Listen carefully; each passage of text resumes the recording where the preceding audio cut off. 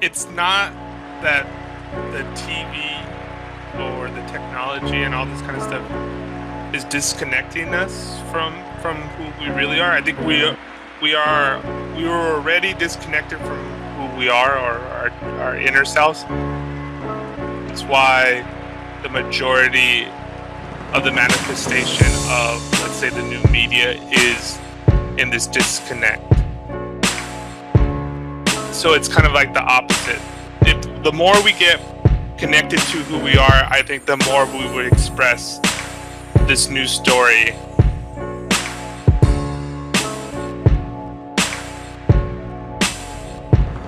Love is the felt experience of connection to another being. The economist says, more for you is less for me. But the lover knows, more for you is more for me too. If you love someone, their happiness is your happiness. Their pain is your pain. Your sense of self expands to include the other being. The shift in consciousness is universal in everybody, from the 99% to the 1%. How do we change the world? We change the story. The new story of abundance and love and connection means the more you're empowered, the more I become empowered. And we grow with that. Where I find hope in are these news stories. So right now, majority of the technology is used as escapism right now. Is used exactly how you guys were stating it. VR can be another escapism, and there's this one really good short sci-fi movie that I watched. Actually, the Spiders posted it a long time ago, and basically they're using VR as like a drug. It was like addictive like heroin, and they're escaping the reality, and until the point to where they couldn't even function when they were off the VR. The way things can go, and what I have seen, some of the better stories that I see developing are what we can manifest out there. Could be anything. It could be negative, it could be positive, it could be escapism. Hopefully when we come more towards ourselves, because the more I think this is kind of like the thing that's happening too. The more you try to escape, you kind of like find yourself coming back to yourself.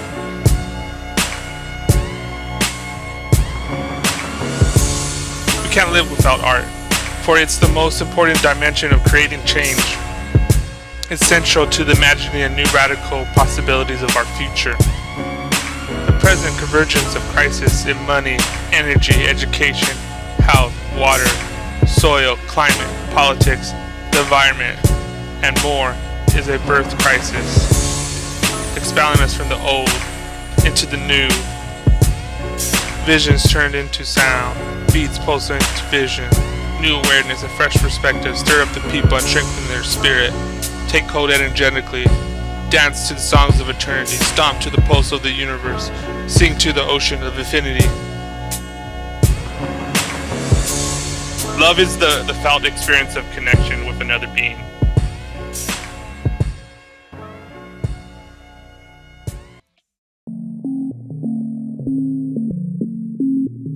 Works on the five senses, but at a much faster pace, a much faster rate. You know, because we are seeing so much more on a visual level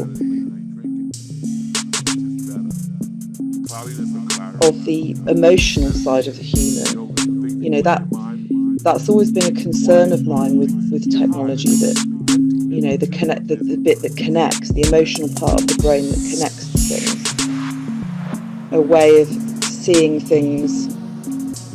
I've always been concerned that it will compromise the emotional part of the human being. You know, the bit that connects, the emotional part of the brain that connects to things. The visual images of those things are getting more and more real. I'm not sure it's such a great thing. that's another form of programming that is something really disturbing. You know, that's always been a concern of mine. Works on the five senses, but at a much faster pace, a much faster rate. You know, because we are seeing so much more on a visual level. Are so graphic and some of them really disturbing. Seeing those types of things, but they might not have the feeling of. There's obviously a darker, more disturbing side to that. There's obviously a darker, more disturbing side to that. There's obviously a darker, more disturbing side to that.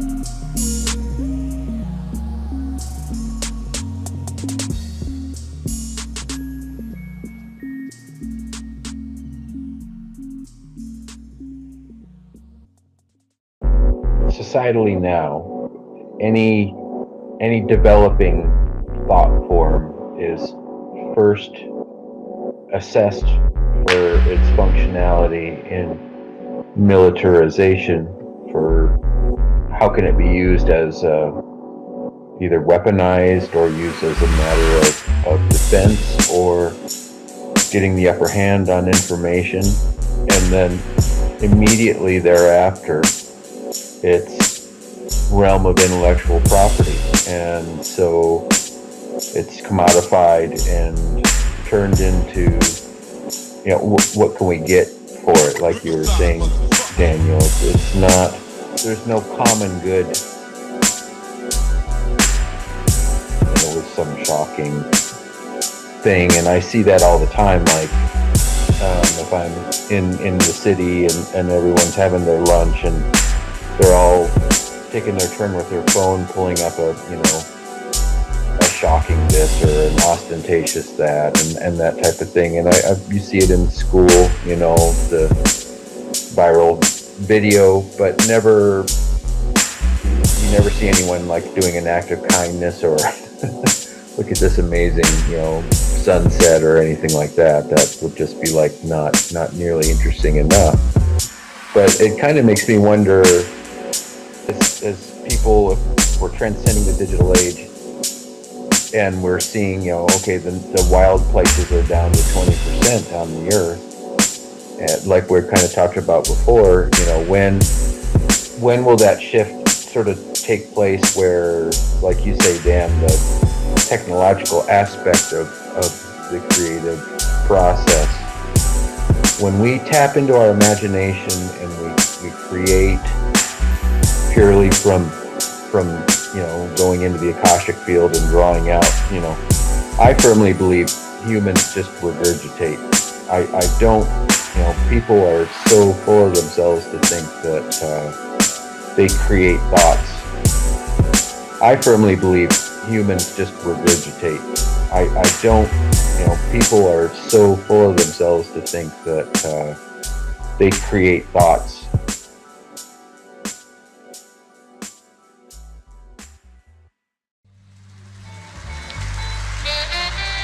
We're gonna do a song that you never heard before.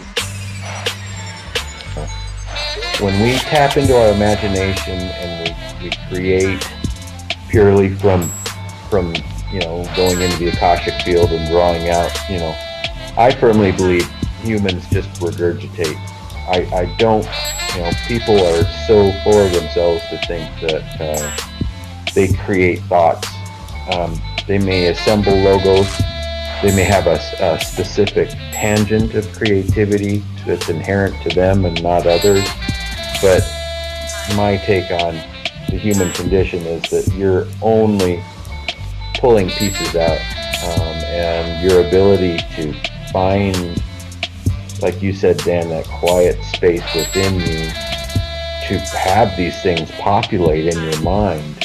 When we tap into our imagination and we create, is really the magic. That's the magic of the human condition. I believe we're here to learn humility and to understand abundance. information at our fingertips, but we're not necessarily using it. This is what's happening right now. We're so specialized educational system that, they have specialties, and they view art is something that you just do in art class. Being creative is something you do as an artistic skill. But art, critical value is to develop learners that are creative, curious, and develop ideas and play and have fun with it. Shifting the perspective, like I said, my mind has changed a lot with certain experiences and certain things that I read, and even consciously I have tried to do that. But being comfortable in this ambiguity of having this relative perspective where you are in that given moment in time and when you experience the art piece. Like, what it means to you one day might not mean the same thing the next day. And it's fine with that. You don't have to always say that this is what it is and this is what it always is going to be. To be able to generate ideas, new ideas, and also be critical and say what ideas are productive or not productive. We all are going to have to do with the more technology comes in, because they're going to start doing the specialty tasks for us. We're making connections between science, art, sociology, psychology, and I'm blending the specialties together and having the more abstract view of things. And this is where we need to get our minds at, because right now, we already have the technology to transform the world. We are just short on visions of that. We're short of people seeing the big picture and being able to make the abstract connections of this mosaic of ideas that are out there.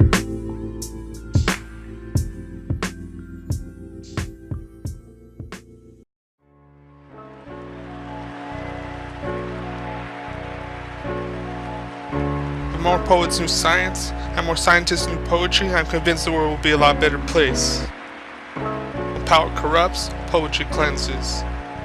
We have plenty of critics in the world telling us how the world's going to end. We need more visions. How do we change the world? We change the story.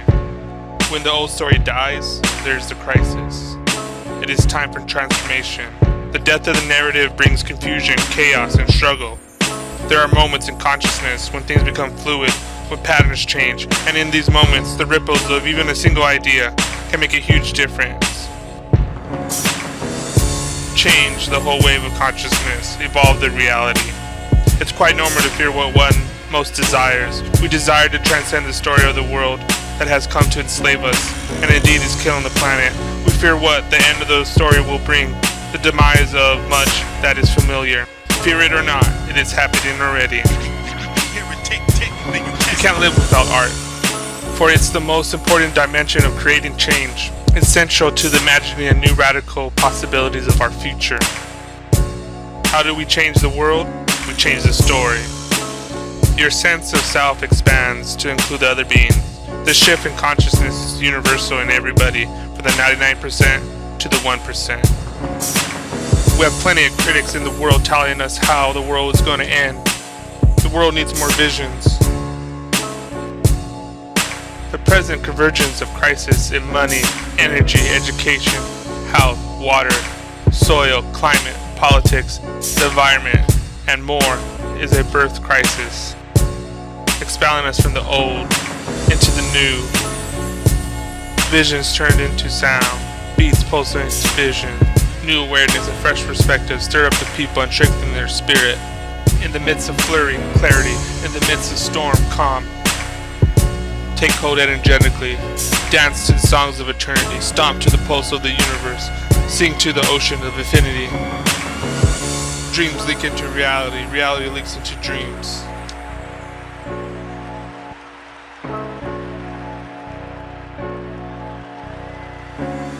Dance to the songs of eternity, stomp to the pulse of the universe, sing to the ocean of infinity.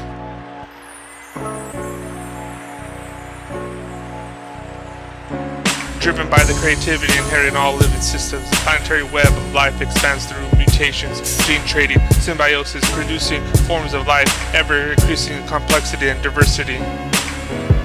In In the midst of flurry, clarity. In the midst of storm, calm.